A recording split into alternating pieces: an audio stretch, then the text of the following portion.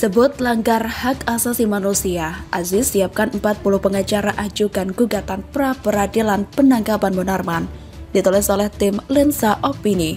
Mantan Sekretaris Umum Front Pembela Islam atau FPI Munarman akan mengajukan gugatan pra-peradilan. Gugatan dilayangkan terkait penangkapannya. Aziz Yanuar, anggota kuasa hukum Munarman, mengatakan pihaknya berencana mengajukan gugatan pra-peradilan terkait penangkapan atas dugaan tindak pidana tersebut. Usai penangkapan, pihaknya langsung membentuk tim kuasa hukum yang berjumlah sekitar 40 orang. Dalam penangkapan kemarin, turut dibawa sejumlah barang bukti dari kediaman Munarman seperti buku dan HP. Kendati begitu, belum diketahui secara pasti waktu pra-peradilan tersebut diajukan pihaknya ke pengadilan, termasuk di mana pengajuan tersebut disampaikan juga belum diketahui. Aziz juga membantah kliennya tersebut telah berbaiat terhadap gerakan hingga organisasi tersebut. Terkait dengan video yang menunjukkan kehadiran Munarman dalam acara baiat di Makassar, Aziz menyebut Munarman hanya diundang. Baiat itu yang mengadakan bukan Pak Munarman. Di Makassar juga Pak Munarman diundang untuk acara seminar. Munarman ditangkap sekitar pukul 15:30 waktu Indonesia Barat. Dia ditangkap karena diduga menggerakkan orang lain untuk melakukan tindak pidana, bermufakat jahat, dan menyembunyikan informasi tentang tindak pidana tersebut. Usai menangkap Munarman, tim menggeledah bekas kantor FPI di Petamburan, Jakarta Pusat. Hasilnya, tim menemukan bahan baku peledak TATP atau triaceton triperokside, aseton, dan juga nitrat. Ada yang menarik juga saat penangkapan Munarman. Yang satu lagi adalah teriakan bahwa penangkapan Munarman melanggar hak asasi manusia karena matanya ditutup saat ditangkap. Polri juga sudah menjelaskan semuanya. Penangkapan Munarman juga sudah sesuai SOP, termasuk wajah Munarman yang ditutup. Tapi pengacara Munarman menyebut tindakan polisi melanggar hak asasi manusia, karena Munarman ditangkap dengan mata ditutupi dan tangan diborgol. Ada dua hal yang perlu saya jelasin. Pertama, Munarman waktu ditangkap statusnya sebagai tersangka. Kedua, matanya ditutup.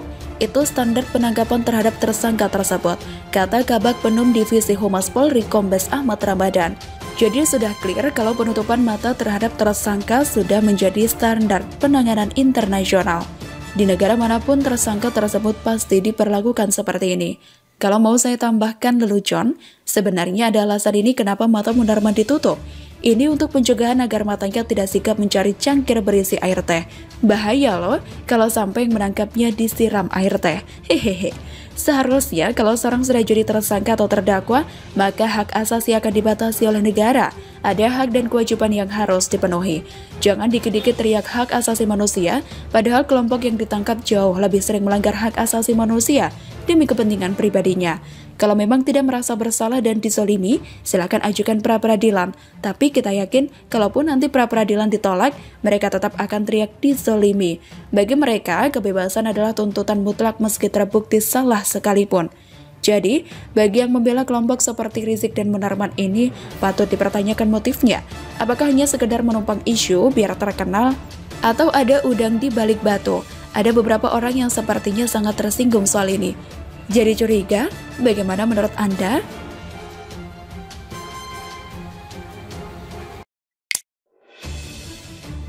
Koar-koar lucu Fadlizon dan Aziz Yanuar soal penangkapan Munarman. Ditulis oleh Sardi di sewar.com. Munarman ditangkap. Inilah headline yang sangat heboh kemarin sore. Hingga grup WhatsApp dan forum medsos yang biasanya agak sepi semenjak Rizik ditangkap, kini menjadi ramai kembali. Munarman ini sama pentingnya dengan Rizik. Bahkan, ada yang mengatakan justru Munarman adalah otaknya dan Rizik hanyalah dalangnya.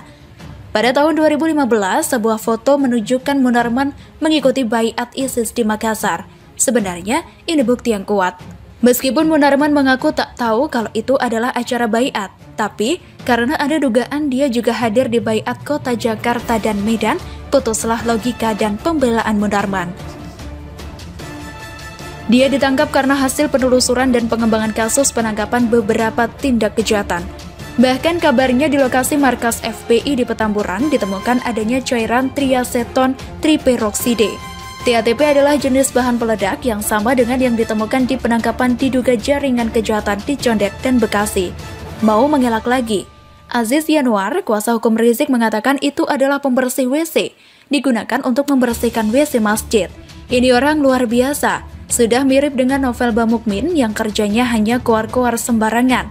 Dan saya pikir orang ini juga harus diusut dan diperiksa karena sudah terlalu sering memberikan statement yang salah dan menyesatkan. Ini adalah pembelaan yang sangat menjijikan, ibarat ngomong tanpa dipikir. Mungkin bisa juga disebut melakukan kebohongan demi membela kelompoknya sendiri. Ngomong langsung melalui mulut, tidak filter dulu melalui nalar. Padahal bahan yang digunakan adalah bahan yang sama dengan peledak yang ditemukan di kediaman jaringan kejahatan. Tak mungkin ini sebuah kebetulan. Kemungkinan besar, ini adalah hasil penyelidikan terhadap pelaku tindak kejahatan yang ditahan. Dari situlah mereka membeberkan semuanya. Dan Munarman adalah orang yang mau tak mau harus ditangkap. Buktinya saling terkait. Salah satunya bahan untuk peledak. Cuci WC. Aziz ini biasanya ngomong tidak konsisten. Mungkin besok bakal bilang Munarman itu hanya anggota biasa, bukan pentolan ormas. Atau bahkan bakal bilang Rizik tidak kenal Munarman. Hahaha. Sementara itu, ada satu lagi orang yang protes terhadap penangkapan Munarman, Fadlizon. Melalui akun Twitternya, dia mengatakan bahwa dia mengenal baik Munarman dan tidak percaya tuduhan tindak kejahatan yang dialamatkan kepada Munarman. Tuduhan ini dianggap mengada-ngada dan kurang kerjaan. Ini juga sama ngawurnya.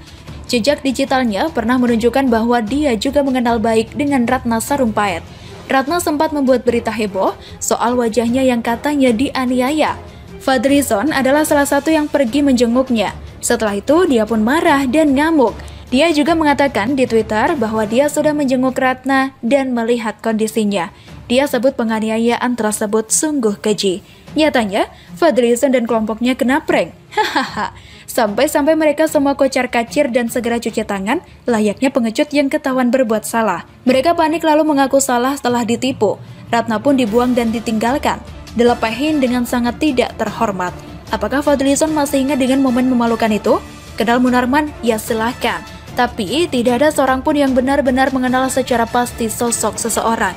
Bahkan, orang tua saja belum tentu bisa tahu luar dalam anaknya sendiri. Selalu ada bagian dari seseorang yang disembunyikan, lalu tidak ditunjukkan ke orang lain. Lihat saja pelaku tindak kejahatan. Kebanyakan orang tuanya tidak menyangka sama sekali. Fadlizon ini maunya apa? Kalau yakin Munarman tidak bersalah, ya udah, jaminkan saja pembebasannya. Dan kalau Munarman memang terbukti bersalah atau kabur ke luar negeri pakai cara Rizik, Fadlizon aja yang ditahan. Bila perlu dampingi Munarman mulai dari sekarang, pra-peradilan hingga persidangan. Jangan cuma keluar-keluar aja di medsos demi aja mumpung mencari sensasi dan popularitas. Atau lebih baik diam saja deh. Setidaknya bantu Munarman dengan bawain sandal dari rumahnya ke kantor polisi. Munarman panik minta sandalnya saat digelandang ke mobil polisi. Kasihan dia tidak ada sandal. Kalau bisa, galang dana di jalanan dan minta sumbangin buat beli sandal sebanyak-banyaknya buat Munarman sehingga dia tidak gelisah asik cari sandalnya. Bagaimana menurut Anda?